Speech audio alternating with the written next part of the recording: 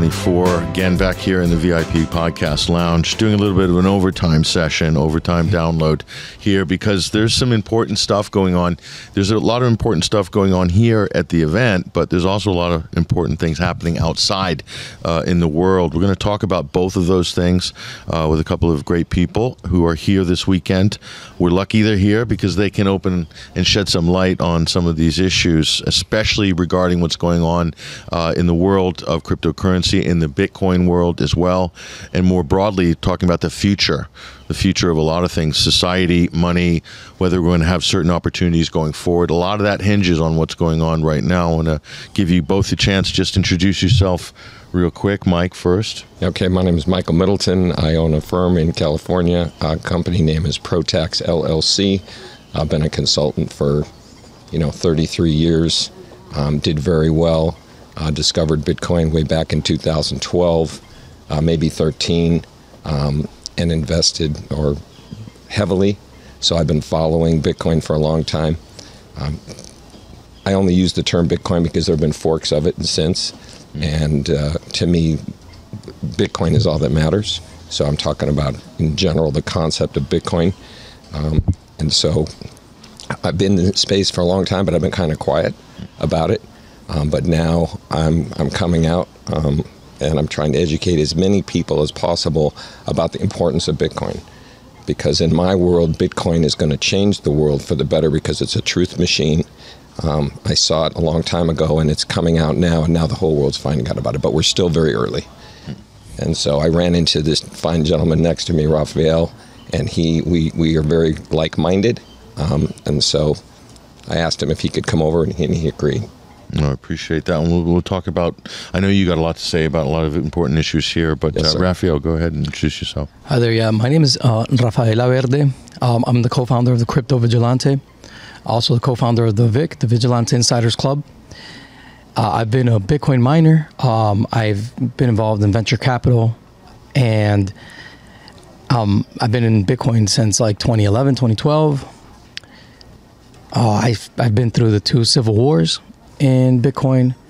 I'm very intimate with everything that has happened throughout Bitcoin history, and I'm pretty attuned to what's happening right now with Craig Wright in the court case that you guys want to talk about. Let's talk. This is a big trial that's going on. For those people who aren't aware of the trial or don't understand the story behind it, if you can give us a very brief synopsis of what's happening. Who is Craig Wright? Why is he significant? And why is the outcome of this particular trial going to be important, whichever way it goes? You want me to take it? You want to take it first? All right. Before I get started, I would like to let you guys know that I personally believe Craig Wright is Satoshi Nakamoto, based on my study of Bitcoin, and corroborated by all recent events where all of the scaling within BTC itself is now one that is mirroring what BSV is doing. So the civil war that took place in Bitcoin history was one that revolved around scaling on-chain and embracing Bitcoin's computational power, where Bitcoin is more than a coin, but it's also bits. It's a Turing complete machine. In other words, a computer, a supercomputer. Craig Wright explained this in 2015 in what they called the All-Star Panel with Trace Mayer was there, Nick Szabo, and he explained to everyone nonchalantly how Bitcoin was Turing complete. Many things happened in 2023 that after I had a lot of suspicion that this man was Satoshi Nakamoto, it was just obvious to me that he was, because now people in BTC are saying that BTC is also Turing complete, as if they had discovered this in 2023 when Craig Wright himself had said it in 2015. So my idea of who Craig Wright is comes from my personal study on Bitcoin, not just what they want me to learn about Bitcoin, what mainstream crypto media sponsored by venture capital and big tech wants you to think about Bitcoin as what Bitcoin is according to them and their definition. And no, I come from a group of Bitcoiners, and Mike does as well, where we saw what Satoshi gave us in its totality and we approached it with reverence. For us, it was a reverent thing. the entirety of the crypto space can be broken down by one question. Do you think you know better than Satoshi Nakamoto? And and if so, could you create something better than Satoshi's original design? The vast majority, I'd say 90% of the crypto world is based on people who, in my opinion, arrogantly say, I know better than Satoshi and I can create something better than him. I'm sorry, but most people don't even understand what the fullness of Bitcoin is. And those of us that took more of a reverence towards Bitcoin, we are still digesting what it is, and it honestly is the most grandiose of designs in all of crypto. And that in spite of it being the first technology given to us, it's still the best. So Craig Wright has a good buddy of his who we learn helped him create Bitcoin, named Dave Kleiman. He passes away at a young age of 46. His brother Ira Kleiman inherits his estate. He realizes he has access to all of his brother's computer. His brother, along with Craig Wright, wrote the textbook used in all faculties throughout the world on computer forensics. He realizes, in looking at what's happening, that his brother was involved in the creation of Bitcoin. Dave Kleiman, his brother that passed away. And he sees the correspondence that he had with Craig Wright. So he sees that Craig Wright was also part of the creation of Bitcoin. So he sees that there's some Bitcoin wallets that he doesn't have access to. Craig Wright, he reaches out to Craig Wright. Craig Wright helps him try to recover those Bitcoins that belong to his brother, to his late brother, David. But then Ira goes into this whole thing of like, well, if my brother helped create Bitcoin, then I am also an owner of the Satoshi Bitcoin.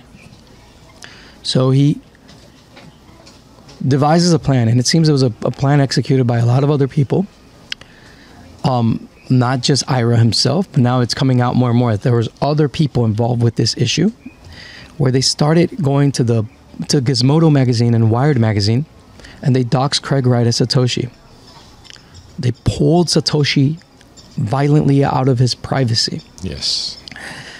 That was like almost like a rape, really. So they tried to unmask the mystery. Well, right? they actually did, and for any person out there that enjoys his privacy, imagine being doxxed. And this is happening at the moment when Ross Ulbricht is being sentenced to 2 life terms in the United States. So imagine the level of freak out that happens to Craig Wright when he is doxxed by force. And on top of that, not only do they go to these magazines, but on top of that, they go to the Australian tax authorities, and they have the Australian Federal Police SWAT his businesses and his homes. And so, in my opinion, back then, what happened was that Craig Wright freaked out. I'm pretty sure that in his freak out, again, he's an autistic person with Asperger's. I'm pretty sure these people with these atypical personality disorders, they are people that like patterns. They like their life organized. You completely took this mad scientist out of his precious alter ego. You stripped his alter ego away from him, and now he is vulnerable to the world. And what happens is that he's just vulnerable. And I imagine that he, at that moment, and he claimed it at the Kleiman trial, because there was a trial in Florida a couple of years ago on this case, where Ira sues Craig Wright for saying he is Satoshi and my brother was too, and he owes us money. So the claimant, the accuser, was saying he's a Satoshi and he owes me money, and with proof I have it here. So Craig Wright was doxxed, violently taken out, and so I'm pretty sure he deleted a lot of evidence of him being Satoshi. Have you guys, a lot of hackers, guys that are into privacy, they go through this whole thing called wiping out. Once in a while, they just they destroy computers, and they wipe everything out. I'm pretty sure Craig Wright did a lot of that. I don't know to what extent he did, but he did say he stomped on hard drives. Is the famous quote. Can only imagine. Can I interject right there? Yeah, of course, man. So yeah, go for it. My understanding is the reason he stomped on a hard drive because it allowed him to access a file that he believes you use a key and you're done.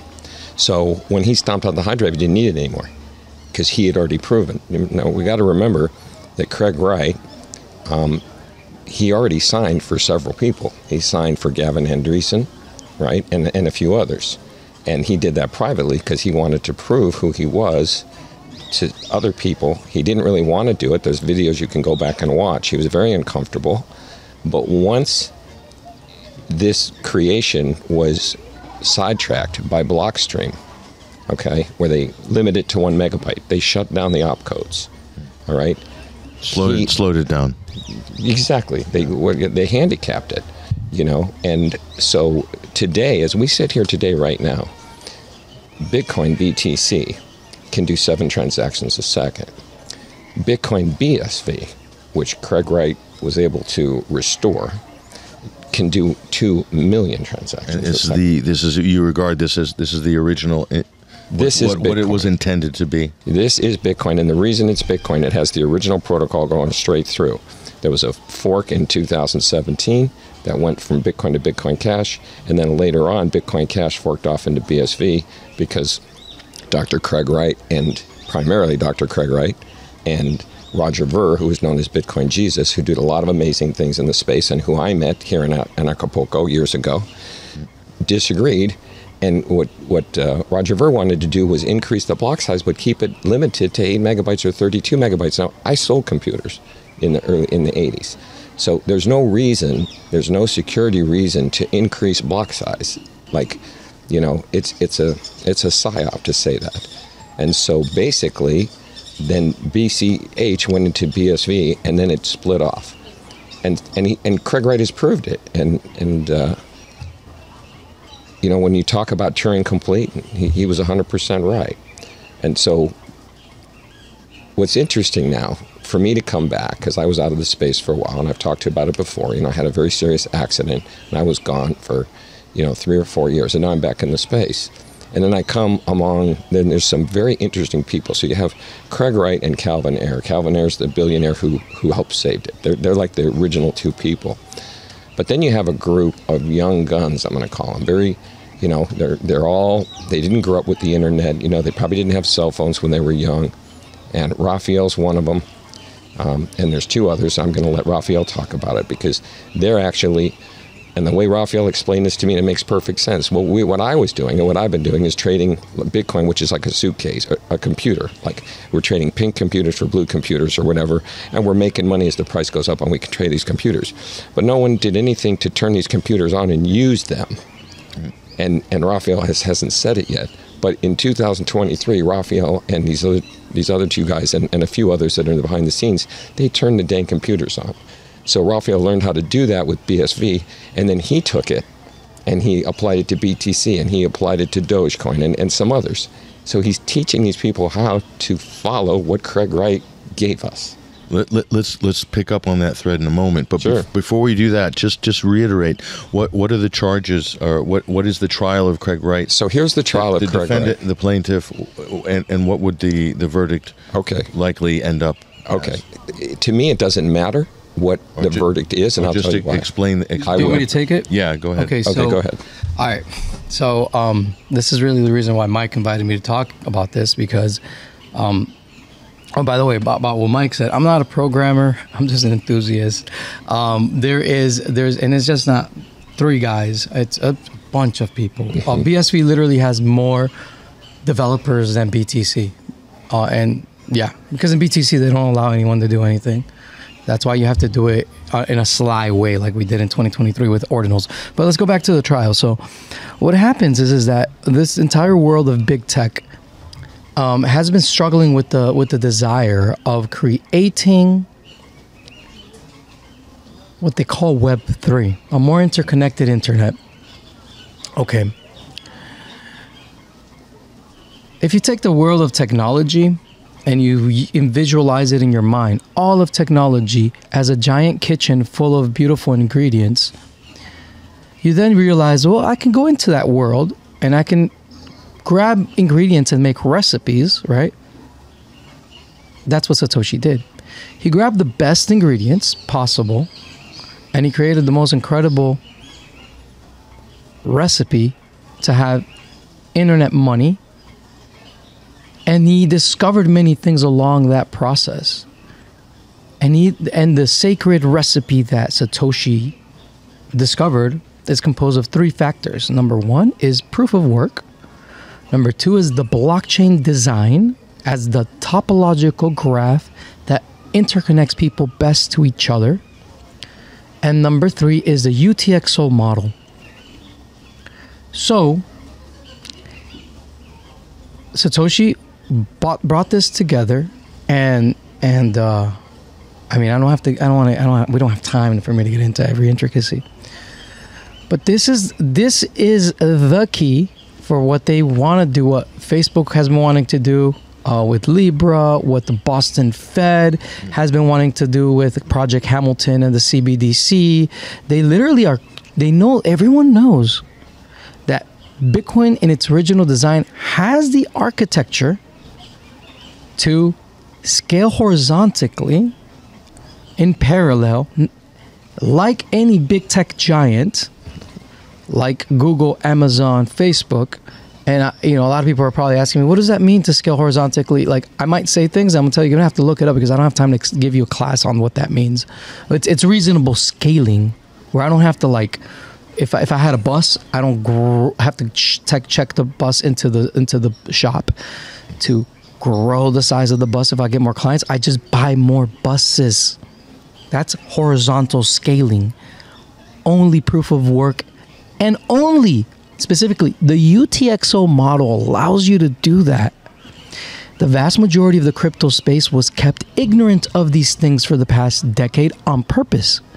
Why is that? Because it allowed big tech to catch up. It allowed finance to catch up to the threat that is Bitcoin. The truth is that they realized that they won't ever be able to catch up. Satoshi, after he is doxxed, he's no longer talking like an anarchist when he was behind the veil of privacy, where he completely let go he was able to let go of his alter ego completely. Post-doxing, Dr. Craig Wright speaks as a minarchist objectivist, like a Randian. The difference between a Randian and an anarcho-capitalist is their point of inflection for what private property is.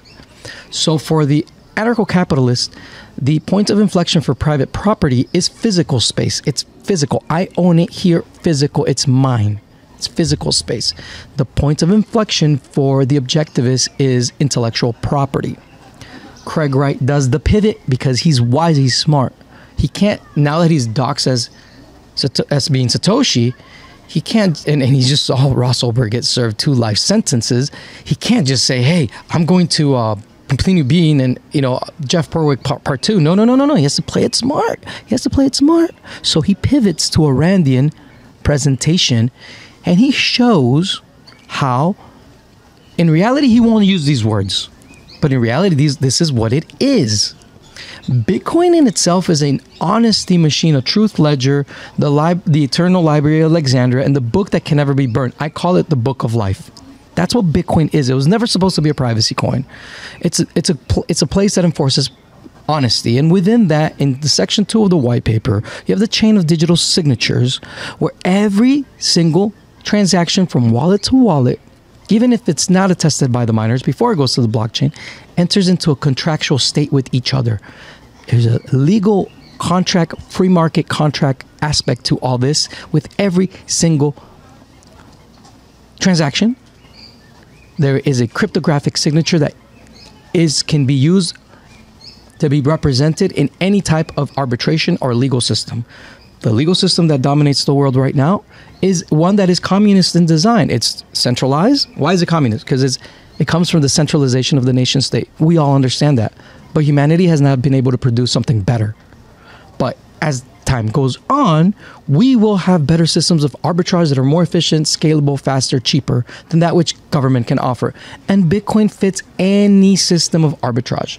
Okay. It's universal. Let me interject for a minute. Sure. I'm going to get back to your question. But I'm not done with my point. I'm sorry. Oh, go ahead. I'm so sorry. That's okay, because we want to stay right on this question. No, and that's why I'm going back to. I was just making this point. Please. The point. Oh fuck!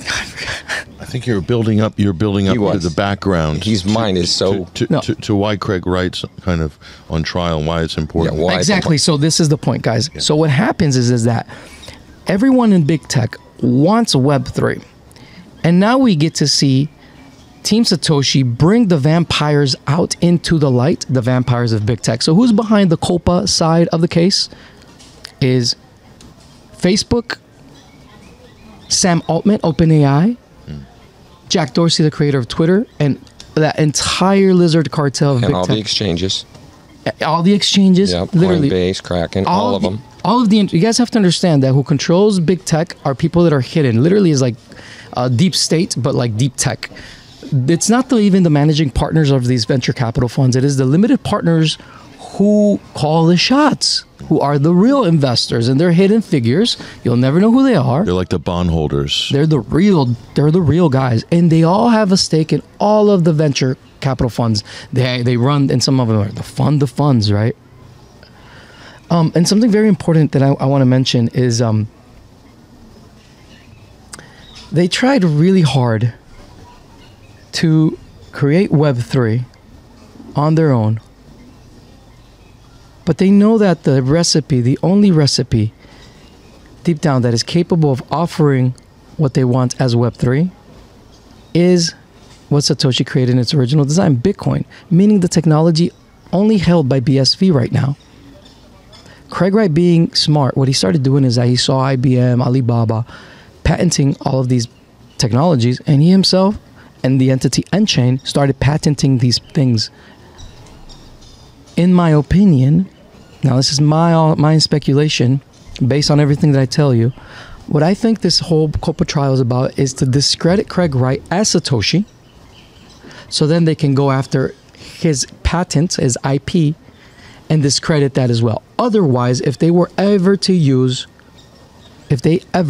were to use his technology, they would have to pay royalties to Craig Wright, the creator of it, in my opinion. The real reason that this is very important is because the reason why Bitcoin fits into Internet Protocol version 6, IPv6, that is Web3. And that's really what these guys are after, and they don't want, and so. And tell him what that is. IPv6 is okay. IPv6, yeah. So he's doing a great job of talking about it. But being an older guy, I'm going to talk more on the corporate world, so that the people who are older want to understand exactly from the way their mind thinks, right? Because our mind at different age thinks different ways. So as he got into IPv6, so IPv4 was the standard way that computers talk to each other, and it's been around for years.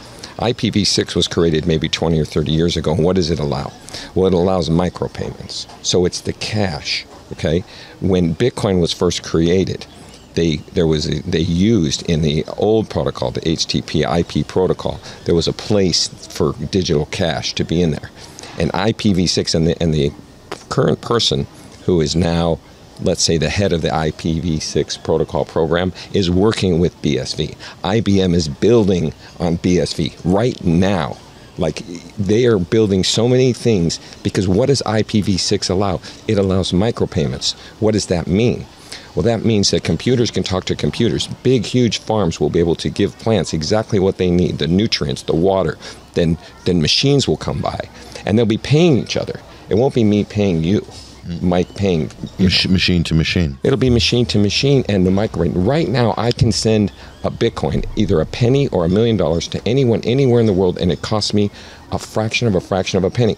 If I do that on 1/50,000th of a penny. 150. Thank you. If I do that on BTC, okay, it might be $100 or $20. It's ridiculous. And then people, we just did it yesterday, where everyone's talking BTC. And so they're sending, they can't buy anything if it's under, $20. I can send a penny. So let's go back to the white paper. And that's why they're going after Craig in trial. Because, in a trial, you have to answer the questions that's coming out. So the first 7 days is Craig Wright being cross-examined. Wait till he gets a chance to show his evidence. I mean, he could have watermarks behind this thing. I mean, this man has got 30 different degrees or more. He's the most knowledgeable person, as recognized already by the Court of London. And so he's been doing so many things for so many different companies to securitize them, and he's been doing it for years. So this man's under an incredible amount of pressure, but look at him in the trial. He's wearing suits, and it's as hot as there in the trial as it is here. And this dude is sitting up, and he's taking all of their stuff. Now it's his turn. This trial's going to go on for a while. Yeah. Now, he could lose this trial, and it could go to the appellate trial. Of course, I know all about that because my business was about winning in appellate court when we lose at the district level. So but just to be clear, if he loses, what would he be losing?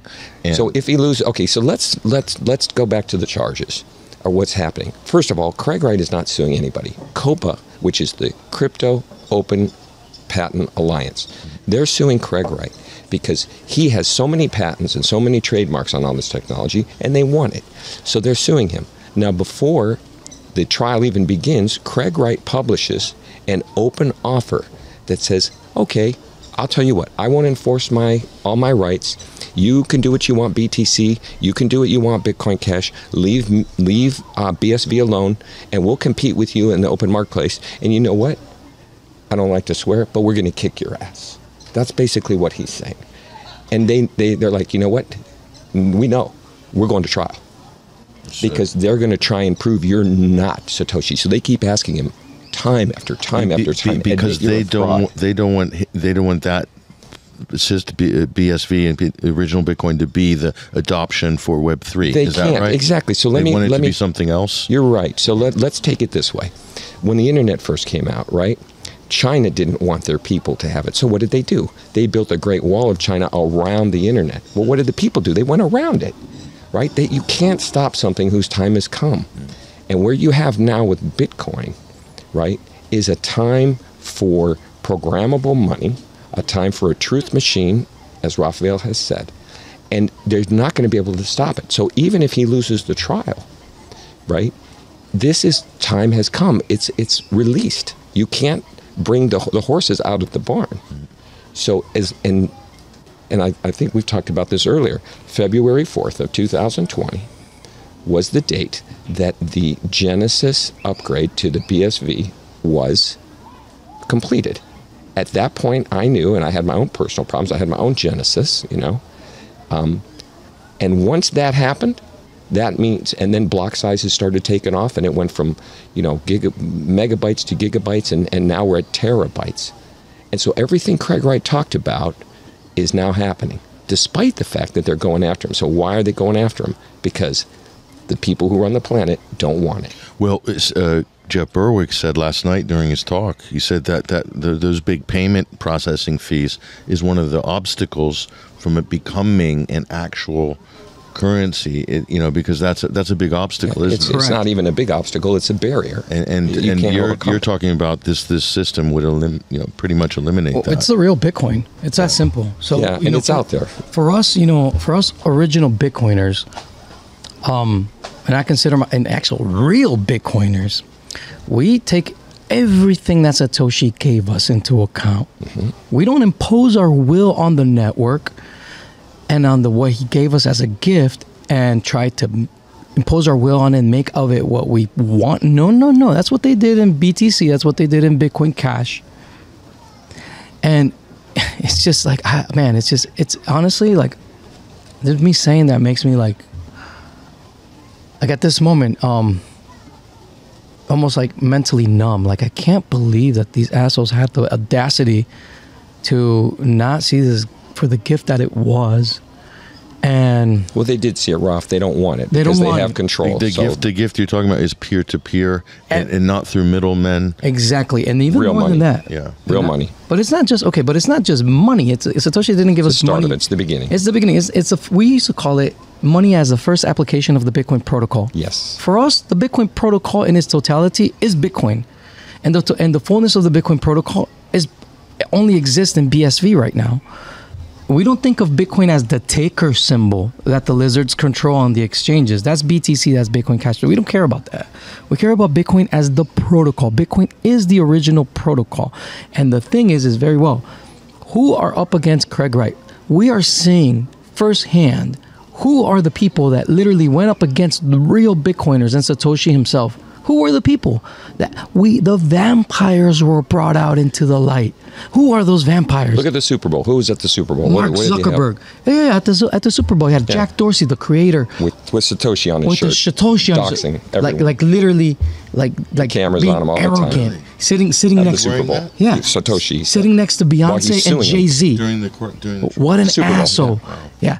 Jack Dorsey, the founder of Twitter, sitting at the Super Bowl, sitting next to Beyonce and Jay-Z, wearing a t-shirt that said Satoshi, arrogantly poking at us and saying, haha, I'm suing Satoshi, because that's really what he's doing. These people are evil. These people don't want you to be free. These people want to enslave you. And Bitcoin is the only way to free humanity, guys. It is our market-driven offensive weapon, where value goes in a spiral of positivity through a meritocracy of proof of work. And nothing else in crypto compares to that. What's the next best thing that we have in crypto? Are privacy coins. And what do privacy coins do? Well, hide? Are you just going to hide? The rest of your life hide? Mm-hmm. Evil will still happen around you. And what are you going to do? Hide in a cave? Let me add on that. That's not me. I'm not one to hide. Right. So look, Binance. Craig Wright called out CZ from Binance and said exactly what he was doing, that he was funding terrorism. And Binance was one of the largest exchanges. Well, where is he today? Well, he's in federal custody. He's already pled guilty, and Binance is gone. Well, Craig Wright said that. Go back and look at it. He called him out. So, like, it's funny how people forget history. They forget about this block size debate that I lived through and that Rafael lived through, where they wanted to keep it to 1 megabyte, and we split in 2017 into Bitcoin and Bitcoin Cash, and then in 2018 into Bitcoin Cash and Bitcoin SV. They're not talking about those things anymore because Craig Wright's already proven them wrong. He's already scaled. They said it would never scale. Go back and look. Oh, it'll never. I mean, all of them. That'll never scale. It'll never work. Now it works. And not just that, but like the younger generation that you brought up, you know what we did in 2023?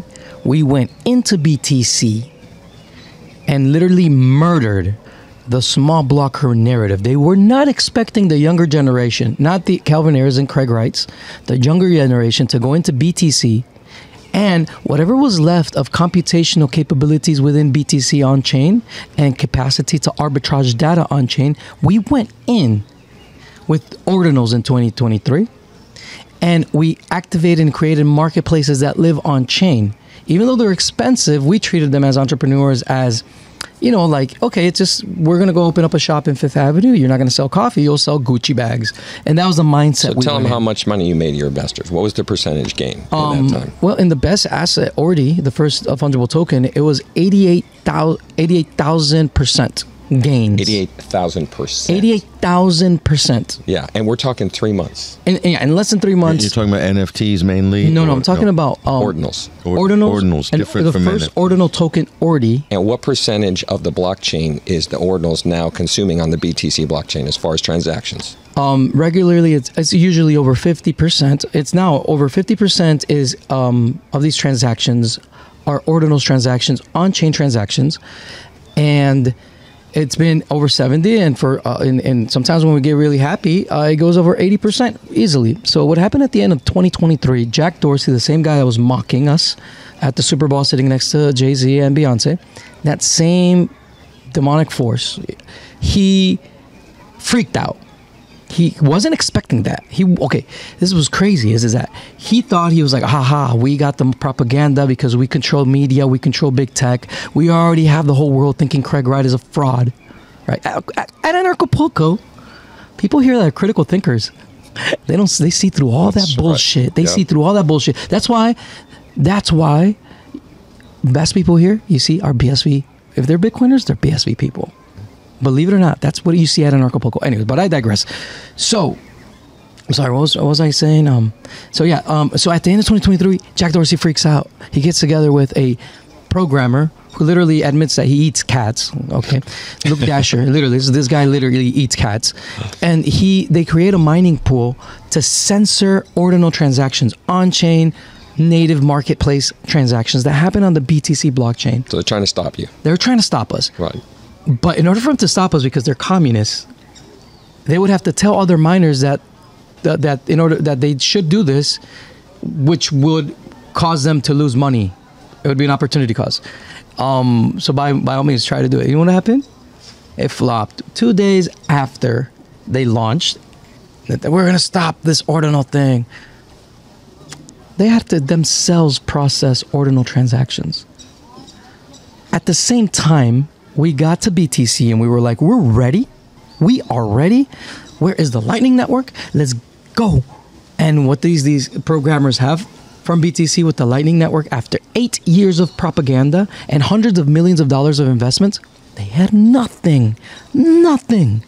So much so was the economic pressure for BTC on-chain scaling and from the Ordinals marketplace that the top 3 developers rage quit on the Lightning Network. They rage quit. So you're saying that the Lightning thing was a lot, mostly hype? It was. It was doomed to failure. Have they delivered? What have they delivered? Let me talk about that. Let me take a look. But just quickly on that, and get back to the main point. Oh yeah, go ahead. Yeah. Well, I mean, they haven't delivered anything. That's what he's saying. So the Lightning Network was designed to be second layer payments, and it went off of the primary network, which you never should have done. And by the way, Blockstream... It was promised that it would speed up you can buy a cup of coffee. by orders of magnitude. Yeah, right? But what they did is they opened a channel, and it made it quick, but it made it totally unsecure. There were hack vectors everywhere, and now it's already been trashed. They spent millions of dollars developing it, and it's nothing. But what else does Blockstream do? See, what Blockstream does is by promoting these side chains and stuff, if you want to transact in Bitcoin and you want to use the Lightning Network, you get to pay them. You get to pay them for their hardware and stuff like that. So they're making money. See, they're making money off of Bitcoin. They don't want these cheap transactions. And they're also, Blockstream is totally dependent on the original subsidy of Bitcoin. And the subsidy of Bitcoin is the reward that comes out every 10 minutes. And it was, Craig Wright explained it, that this subsidy was supposed to decrease over time, just like, the countries subsidize their industries, like Samsung was got in Korea. I'm sorry, where's Samsung from? Yeah, is it Korea? South Korea. And of course, they're one of the biggest companies in the world, so the subsidy goes away. So the halving keeps happening. And so the real money, long-term money from Bitcoin is supposed to come from transaction fees. So if you've got billions and billions of transactions, and there's a tiny little fee, and so you and I, when we want to watch the internet, we don't want to watch ads popping up on Facebook all the time. We want to watch, and if I want to watch 10 minutes, I don't mind paying a penny. If I want to watch an hour, I don't mind paying 3 pennies or 5 pennies or whatever I think that's worth. But as soon as I cut out, and that's all done with IPv6 and BSV, BTC can't touch that. And quite frankly, none of the privacy coins can either, because they don't have the network effect. The networked effect of Bitcoin is eventually the entire world is going to, the entire internet is going to ride on top of the Bitcoin network. In other words, it puts all the lizards out of business. Exactly. Like they're done. The biggest. Okay, so all the libertarians understand the evil of central banking, but central banks and banks themselves are nothing but tech companies now. Over 94% of the U.S. dollar is digital. Mm-hmm. So when people fear the CBDC, well, the CBDC is already here. What you're fearing is big data that's tagged along with the digital ID. That's what you're fearing. Okay, that's what you're fearing. But when you take the power from big data away from these hub and spokes networks, that's the network topology of big tech. They're hubs with spokes. Centralized, yes. Yeah. And you give it to a market-driven capitalist meritocracy that has the most mathematically sound interconnected graph called the blockchain that scales horizontally with the UXTXO model, meaning Bitcoin in its original design, BSV. You take that power away from them completely. You do more than that. You turn the light, instead of just on us all the time where they're monitoring everything we do, now we see you. Exactly, and they hate accountability. And so they know they're running scared. That's right. I mean, when you see these guys that are running each countries or whatever, they get out and they're being egged and they're hiding. Yeah, honestly, they're hiding. Yo, and this is something that like a lot of people, the older generation within BSV, the more enterprise guys, the guys that are like with patents and stuff, they won't say this, but I have the freedom to say it, and this is just my opinion, because again, they're very Randian. They're very Randian. Explain Randian. Randian, again, that the locus of private property is found in intellectual property, meaning that in intellectual property, so they want some government. They are minarchists. They're not anarchists. But within BSV, there are anarchists as well, like myself, that say, okay, well, that last aspect of assuring contracts that the minarchist and Randian wants to be assured of intellectual property could be served by the best. We could live in a world where that could be served better by the free market. Has that solution been developed right now? Not 100%. I mean, we have had mercantile law in the past, right. So it's not outside of the purview of the context of something humanities have lived. We've had legal systems that have been decentralized and market-driven. Mercantile law was that. So could that be revived with the internet and with Bitcoin? Yes. But what I will say is this, that Murray Rothbard said it best. You will never have complete freedom, anarchy, without capitalism. Capitalism is a necessary precursor to that. You need both. So BSV, in my opinion, is the most revolutionary technology that we have. Again, a privacy coin only allows you to hide. This puts the emphasis on for us to live in an honesty-driven world. And people in power that are doing bad things hate to be held accountable. Accountability is what they detest. They can live with a Monero. They can live with a pirate chain. They can live with a Darrow. It's okay. It's private. They love privacy. Privacy is what they use themselves to not be held accountable. But once we have a network that is honest by default, and if you read the white paper, the adjective that Satoshi uses to describe nodes mining is honesty. Yeah, and proof of work. And more than that, people want anonymous. And Satoshi says, no, it's pseudonymous. Your privacy matters. You don't want other people knowing what you're doing. But if you think the government's not going to come and shut you down, they're going to shut you down. The Liberty Dollar and all those things that Craig Wright knew about, they got shut down worldwide in a takedown by all the governments at the same time. And that guy got put in jail. So government has power. So it's not about being anonymous. It's being pseudonymous. Okay, but see, this is where I digress with someone like Michael, because he's of like an older generation than us. The thing is that you're completely right. As the world exists right now, yes. The thing is that Bitcoin in its design is a meritocracy that incentivizes freedom, and for you to live in a more free way, just way. Libertarian is nothing more than this philosophy of decency. Of decent men coming together that are so decent and they adhere to the non-aggression principles so well that they don't need daddy government to tell them how to behave with each other. Let me ask you a question. Sure. Because I agree with you. What I was saying is that tyranny is disincentivized more and more as time goes on. So therefore, as to your point, which was? Well, I can't think right now because I just went to this question, so I'm sorry.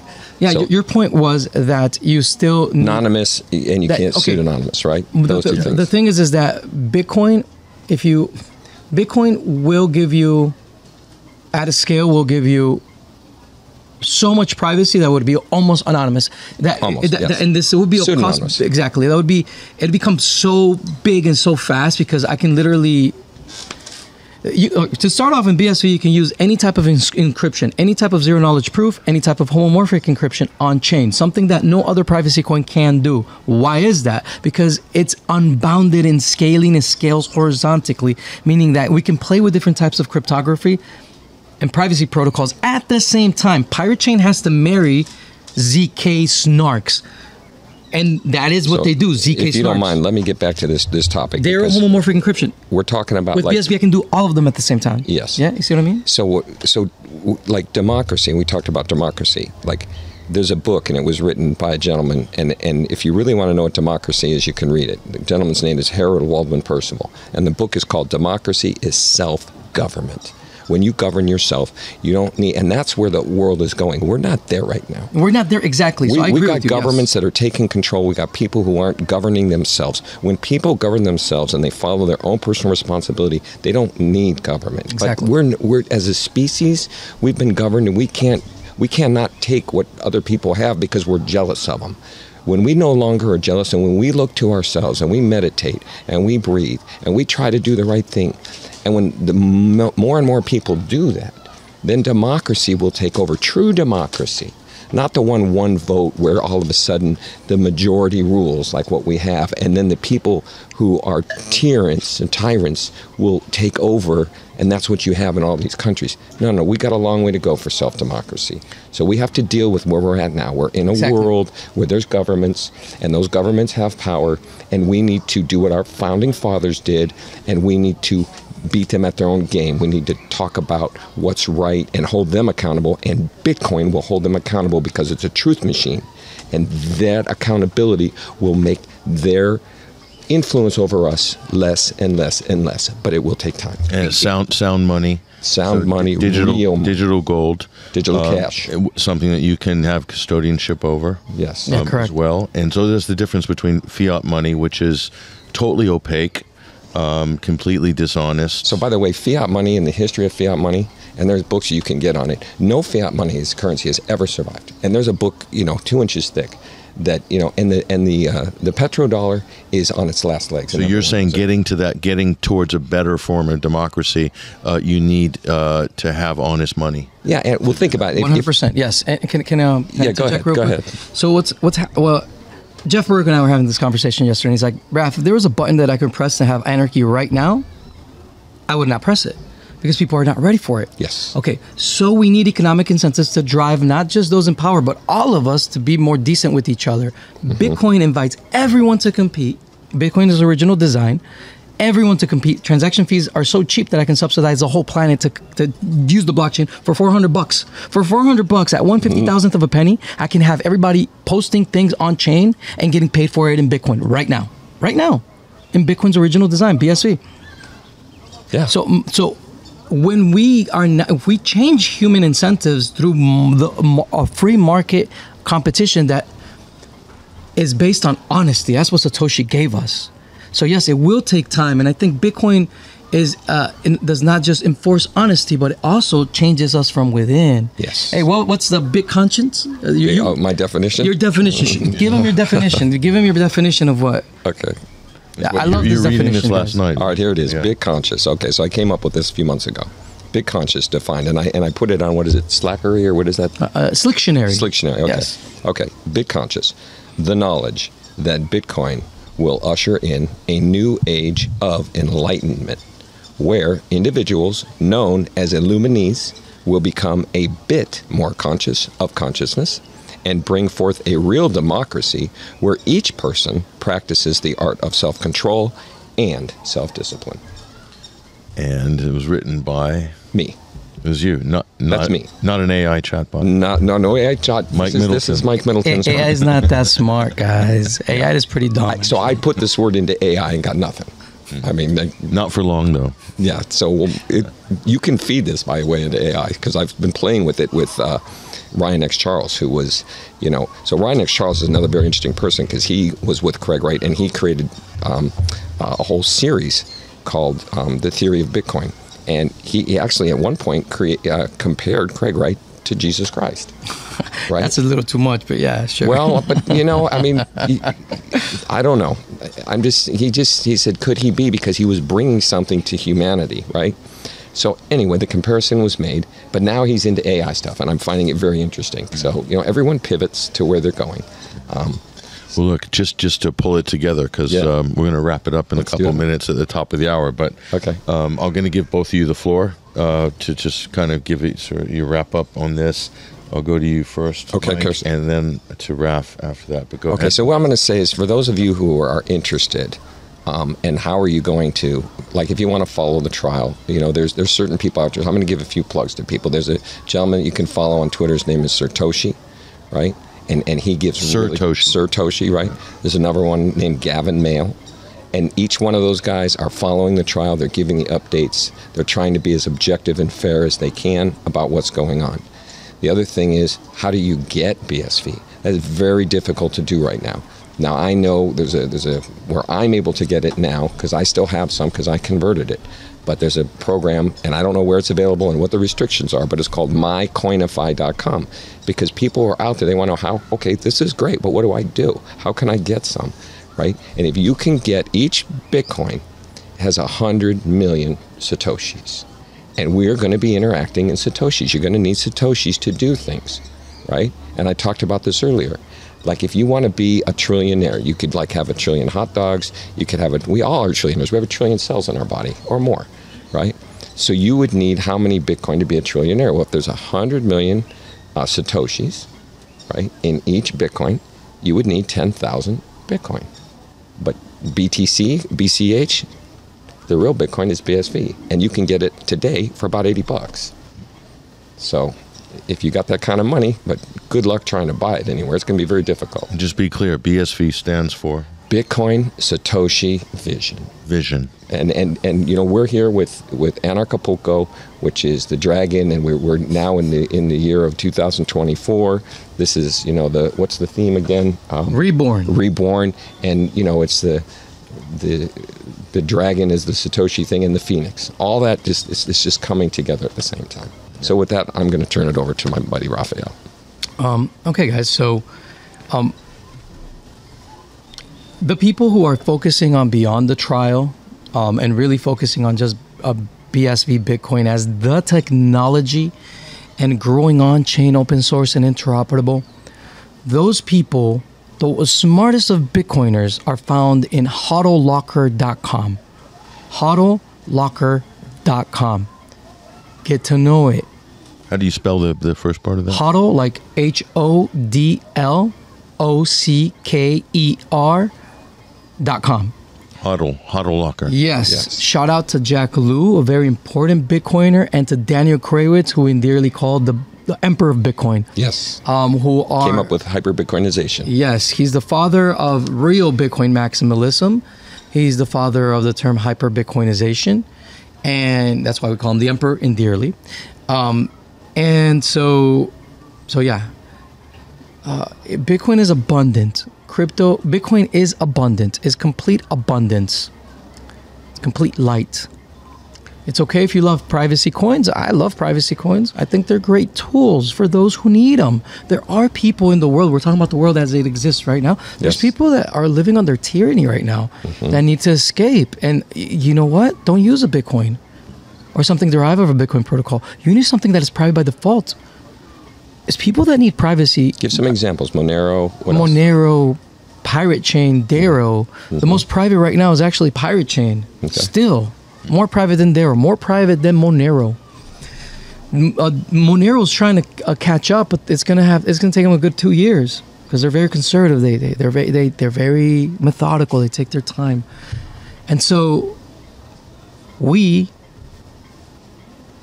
are at the cusp where we are realizing that Bitcoin is only as smart as we are. Bitcoin is a swarm intelligence. It's more important than AI. Bitcoin is more powerful than an AI because it is an AI, a swarm intelligence that serves us. When what we put on the blockchain, whatever it may be, our computational power, our ideas, our creativity on chain, which I just explained to you guys that it is free to do on BSV, that is going to mirror back to us who we are, because now you're sharing that gift of you to the blockchain for the rest of the world to connect with you in a way that we've never been able to connect before. And this is what the lizards in big tech fear the most. This is why the vampires have come out into the light and they've gone to war in court right now in London against Satoshi Nakamoto himself and his team. So I ask you guys watching this, because I think prayer stands beyond time. Prayer is something that goes to the divine. Prayer is something that is not within the continuum of space and time. You can pray for people in the past, because it goes outside of time. You can pray for your grandpa and grandma, literally, that their first date was great. Is my belief, right?